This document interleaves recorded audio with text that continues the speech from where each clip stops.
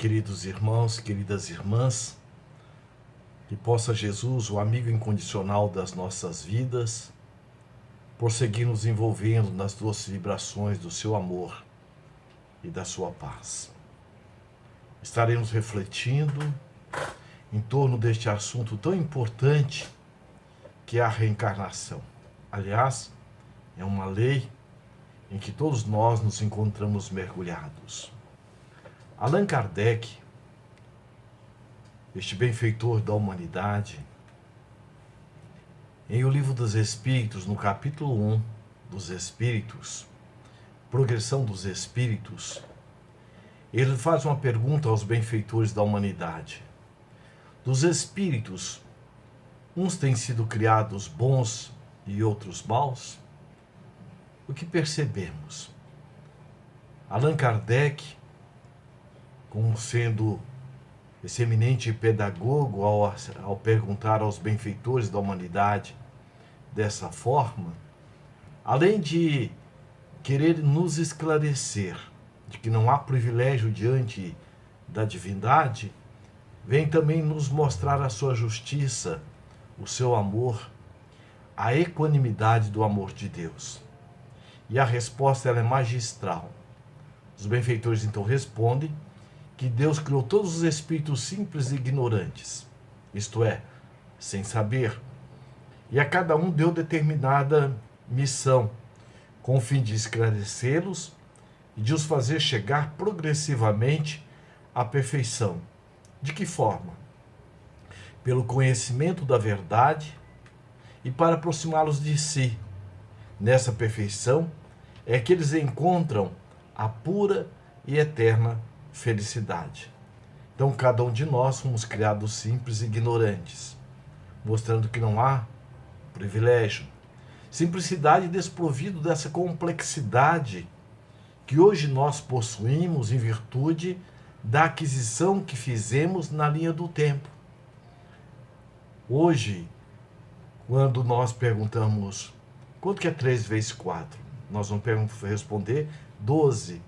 Quantas formas tem para que nós possamos chegar a 12? 8 mais 4, 12. 11 mais 1, 12. E assim sucessivamente. Então a nossa amplitude de raciocínio, nossa amplitude do pensamento, nós vamos adquirindo paulatinamente. Então, essa simplicidade, quando nós fomos criados inicialmente, através das experiências sucessivas, nós vamos desenvolvendo essa rede de um pensar mais ampliado. E também, ao mesmo tempo, fomos criados ignorantes justamente da verdade. Isso é, sem que nós soubéssemos o que seria a verdade e o que é a verdade. A verdade está também, conforme Allan Kardec pergunta na questão 621, onde se encontram as leis divinas, ou a lei de Deus, na consciência. Então nós também fomos criados ignorantes deste conhecimento, dessa ausência do saber. E à medida que nós vamos buscando o conhecimento da verdade, o conhecimento das leis, nós vamos conseguindo ampliar o desfrutar daquilo que nós já somos, enquanto espíritos imortais. Da mesma forma que o geneticista, por conhecer a lei da genética, ele consegue, através do manejo das leis, como recentemente a Embrapa lança uma banana com todos os níveis de vitaminas possíveis. Como que os geneticistas assim procederam? Naturalmente não criaram uma banana, mas trabalhando pelo conhecimento da própria genética. Da mesma forma, à medida que nós vamos adquirindo esse conhecimento das leis, nós vamos ampliando essa possibilidade de desfrutarmos de quem somos e, ao mesmo tempo, nós vamos aproximando dos objetivos pelos quais nós fomos criados, que é a evolução espiritual. E, enquanto espíritos, também colaborar com a divindade no seu processo de amorosidade que se manifesta através de nós e de todas as criaturas. E como vamos adquirindo esses conhecimentos? Aí vamos entender a lógica da própria reencarnação. Como na questão 115, na resposta complementar, os Espíritos respondem que é passando pelas provas que Deus lhe impõe, é que os Espíritos adquirem este conhecimento. Uns aceitam submissa a essas provas e chegam mais depressa à meta que nos foi destinada. Outros só suportam lamentando, e pela falta em que desse modo incorrem, permanecem afastados da perfeição e da prometida felicidade. Joana de Ângeles, no livro Plenitude, ela nos afirma que a dor e o sofrimento só se faz presente onde o amor se fez ausente. Portanto, a dor e o sofrimento vêm como sendo uma resposta das nossas atitudes que não nos submetemos docilmente ou humildemente aos princípios das leis. Não tem como nós contrariarmos as leis. As leis são sábias, são imutáveis, mas quando nós tentamos ou nos rebelamos contra as leis, naturalmente vem a dor, como sendo um alerta, como sendo um aviso para um processo de corrigenda do nosso processo, da nossa caminhada. E quando mesmo assim nós nos rebelamos, vem o sofrimento. O sofrimento, Joana de Ângeles coloca que a dor muitas vezes ela é inevitável.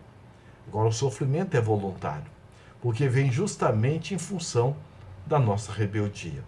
E Allan Kardec, ele volta como sendo um pedagogo e colocando de forma muito factível, de muito prática para todos nós. Ele pergunta nessa questão 115, na questão subsequente, a questão A, ele diz assim: segundo o que acabais de dizer, os espíritos em sua origem seriam como crianças ignorantes e inexperientes, só adquirindo pouco a pouco os conhecimentos de que carecem, com o percorrerem as diferentes fases da vida. Vejamos a sapiência do codificador. Ele nos traz um exemplo prático da criança.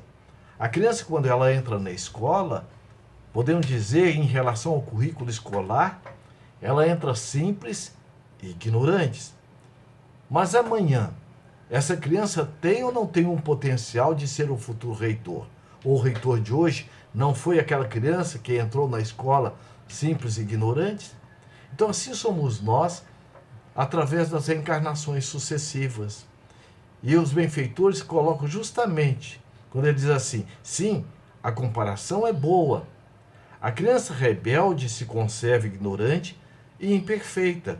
Seu aproveitamento depende da sua maior ou menor docilidade. Mas a vida do homem tem termo, ao passo que a dos espíritos se prolongam ao infinito. Então é claro que quando nós malbaratamos uma oportunidade diante da vida, aquela oportunidade passa. Mas nós, enquanto espíritos imortais, naturalmente nós estaremos tendo outras oportunidades.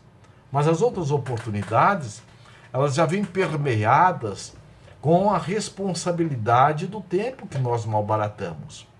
Daí nós vamos perceber a justiça da reencarnação, porque Deus é justo. Se nós perguntarmos, aqueles que acreditam na existência de um ser criador de todas as coisas, admite que ele é perfeito e possui todas as virtudes, seria ilógico imaginar Deus sujeito às nossas imperfeições.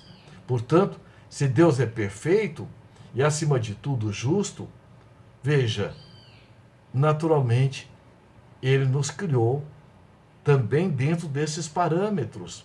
Tanto é que na Gênese bíblica, nós vamos encontrar quando nos afirma que nós fomos criados à semelhança e imagem do Criador.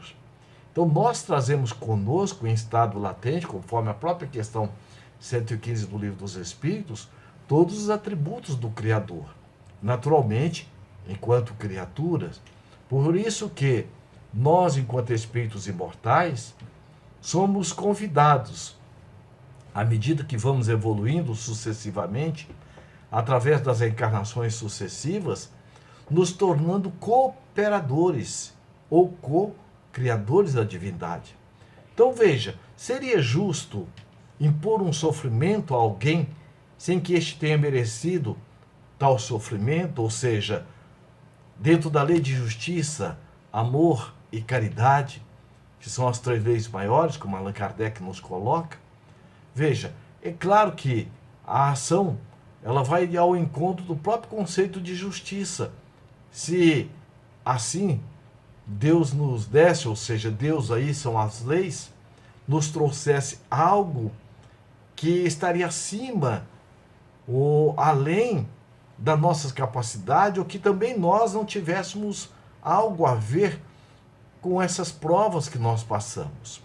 Emmanuel, ele nos afirma, antes de qualquer problema, a ajuda sempre chega na frente.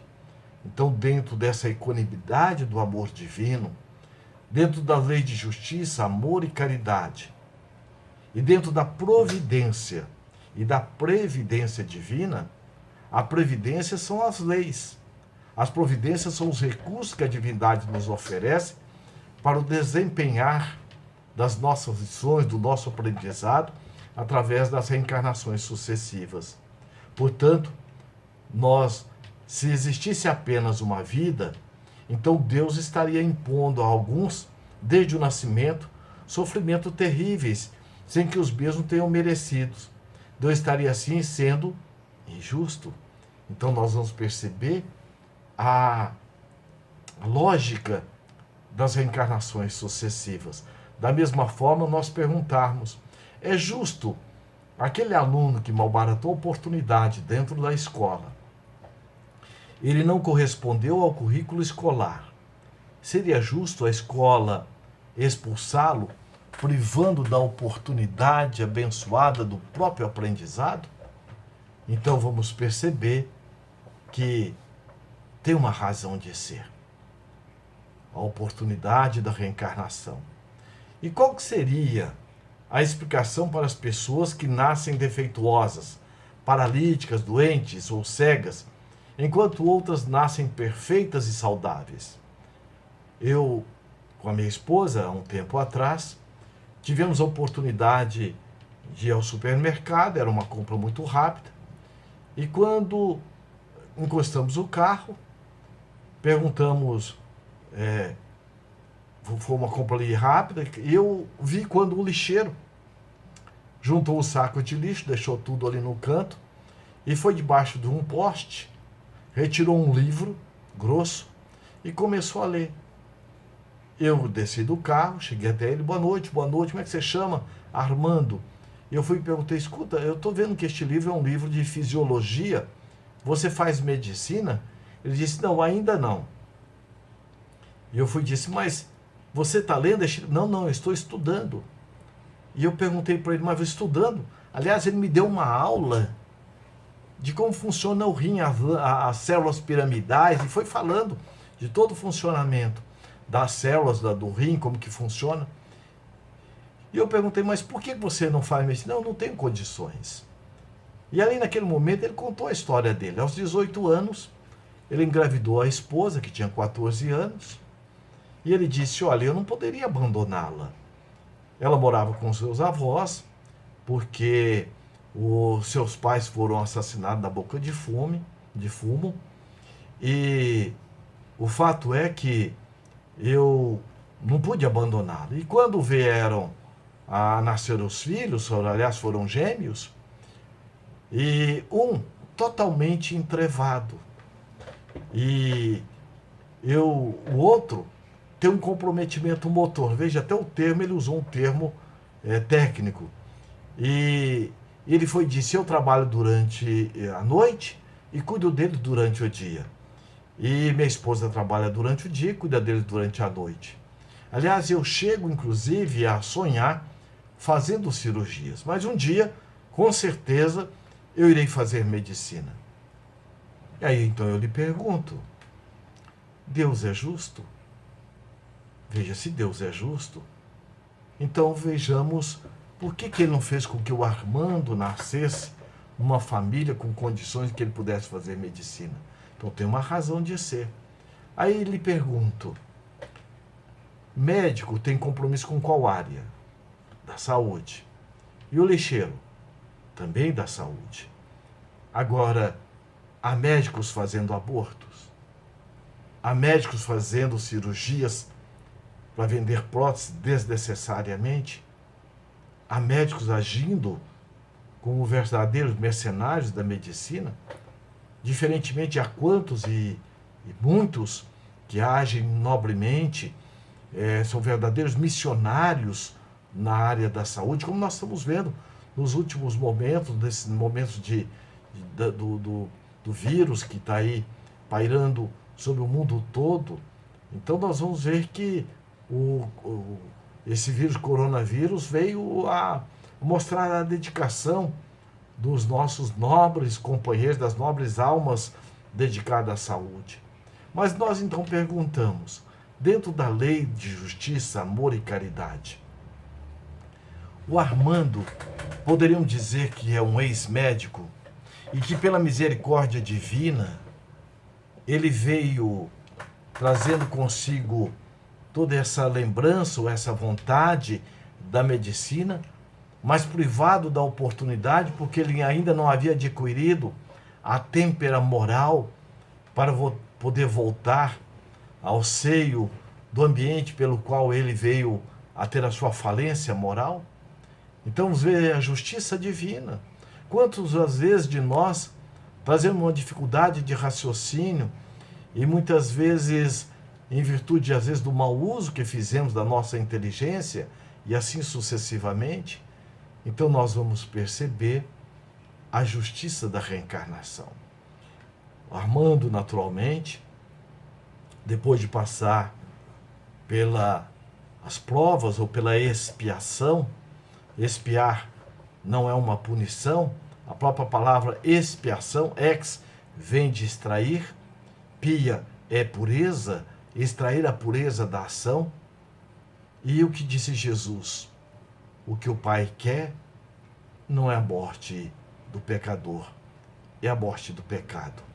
Então vamos perceber que Armando, nesse momento, está tendo a oportunidade abençoada de passar primeiro por situações em que ele está sendo convidado a desenvolver a humildade, a dedicação. E quem é sua esposa? Quem são os seus filhos? Senão, muitas vezes, aqueles com quem nós convivemos outrora no passado. E agora estamos aí de volta no mesmo palco da vida, muitas vezes com os papéis trocados, nessa oportunidade abençoada da nossa renovação. Porque se houvesse apenas uma vida e tivéssemos como objetivo atingir a chamada salvação, a nossa elevação espiritual, então vamos entender por que alguns nascem com mais condições para atingir esse objetivo do que os outros. Uns nascem em famílias estruturadas, que lhe dá educação e bons exemplos de moral e o encaminham para o bem. E outros nascem em famílias, muitas vezes desestruturadas, no meio à extrema miséria, sem nenhum tipo de referencial moral, às vezes vítimas já cedo de violência e de todos os tipos de mazelas. É por acaso? Nós sabemos que não. Nós sabemos que tem uma razão de ser. Somos, como disse Sócrates, viajores do tempo e a vida na Terra é uma estação.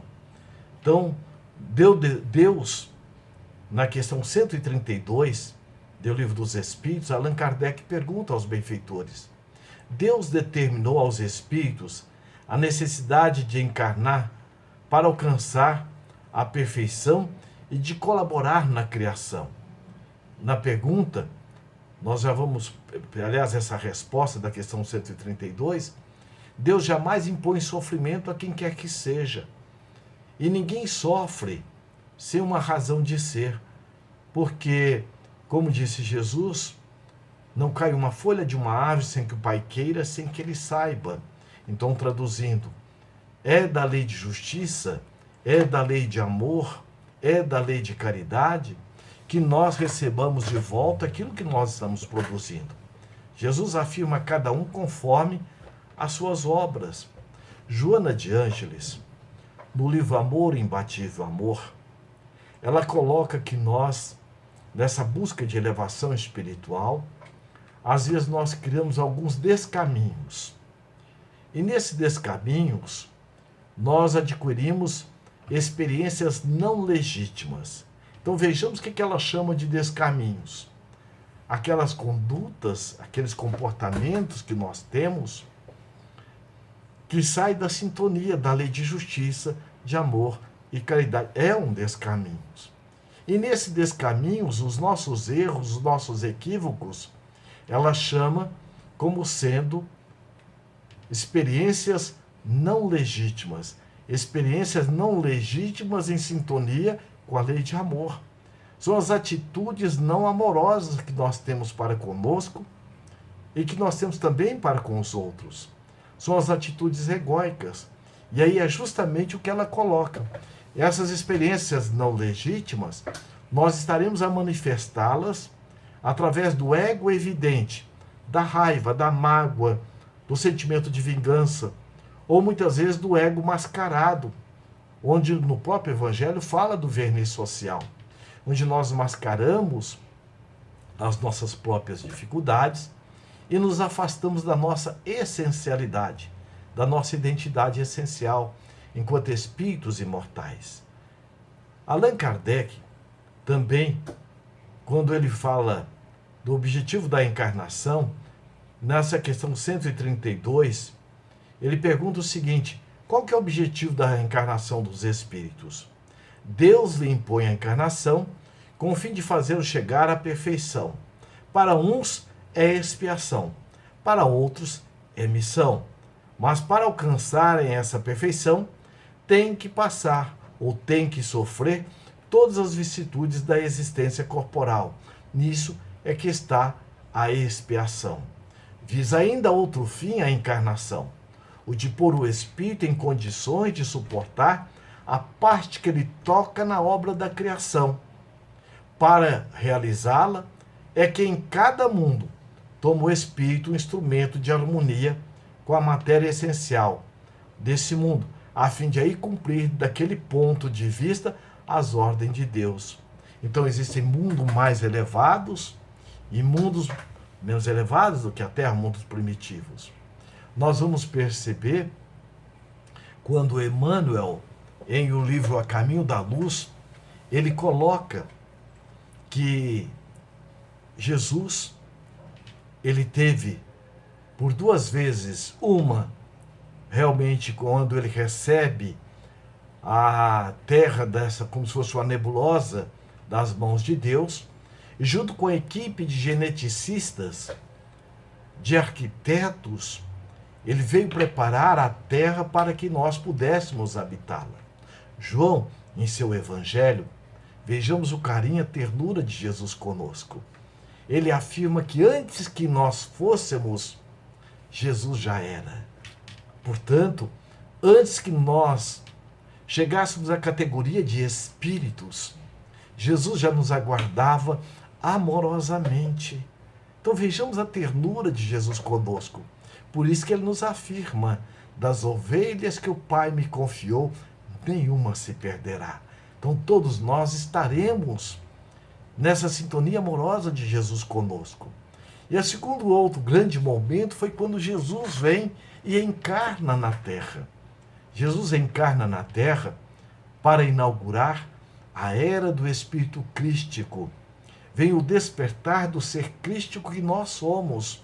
No momento em que nós já estávamos preparados psicologicamente, preparados espiritualmente, é como se a semente que estivesse madura, pronta já para ser colocada na terra pela amorosidade do agricultor. Então nós, quando Jesus chega, ele vem justamente para dar esse startar, essa eclosão do ser crístico que nós somos, que ao longo da nossa viagem evolutiva e das reencarnações sucessivas, nós estaremos desenvolvendo, conforme a questão 115 do Livro dos Espíritos, este ser amor que nós somos. O despertar do nosso Cristo interno, o despertar do nosso Buda interno, do nosso Gandhi interno, do nosso Allan Kardec interno que todos nós trazemos. Então essa é a oportunidade abençoada da reencarnação. Nos narra o espírito Humberto de Campos, no livro Boa Nova, quando Joana de Cusa, no momento tormentoso da sua vida, ela é convidada por aquela que a auxiliava nas suas atividades domésticas,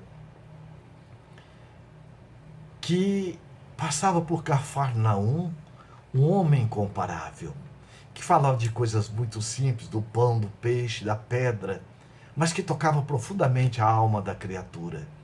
E Joana, atendendo o convite daquela parceira de trabalho interno na sua casa, disfarçadamente foi, como dama da sociedade, ouvir Jesus.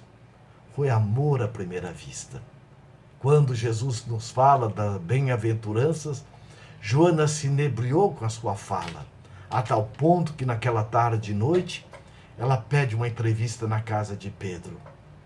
E quando ela bate à porta, ela ouve aquela voz terna, amiga: entre, Joana, entre. E ela, surpresa, naquele momento, profundamente emocionada, olha e vê Jesus. E ela então pergunta: mas Senhor, o Senhor me conhece? Porque ela estava no meio da multidão, disfarçadamente. E Jesus, tocando-lhe a mão, diz: ó, Joana, eu sou o bom pastor. E o bom pastor conhece todas as suas ovelhas nominalmente.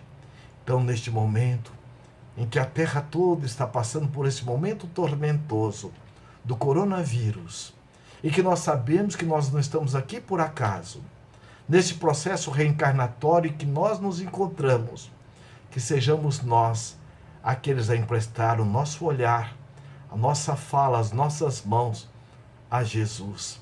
Que nós sejamos um ponto terminal do desequilíbrio. Nessa era do WhatsApp, do Facebook, em que estamos muitas vezes perto de quem está longe e longe de quem está perto.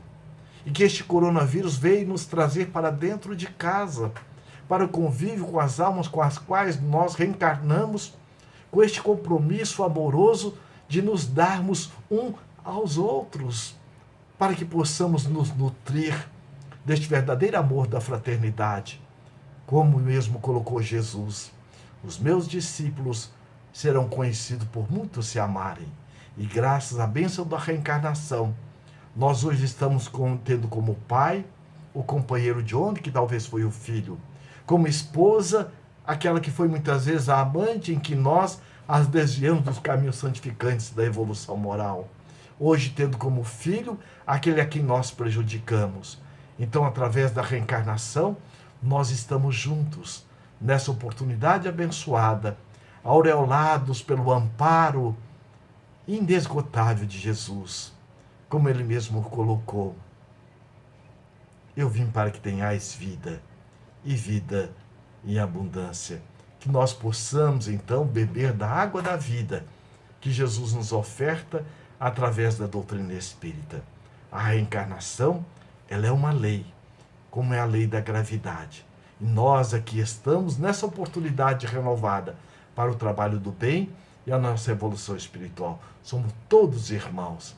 Vejamos esses momentos em que hoje o mundo realmente, sendo essa aldeia global, estão se unindo em prol da fraternidade, em prol da amorosidade. Como diz o Espírito André Luiz, fogo que pega na casa do vizinho pode também pegar na casa da gente. Então este é o momento da fraternidade, através da oportunidade abençoada que todos somos uma só família. E a doutrina espírita tem como objetivo estar nos ajudando a vivenciar em espírito e verdade o Evangelho de Jesus, pois Allan Kardec coloca em O Evangelho segundo o Espiritismo, reconhece o verdadeiro espírita, o verdadeiro cristão, pela sua transformação moral e pelo esforço que emprega em dominar as suas más inclinações. Que Jesus nos abençoe e nos guarde sempre em paz. Muita paz.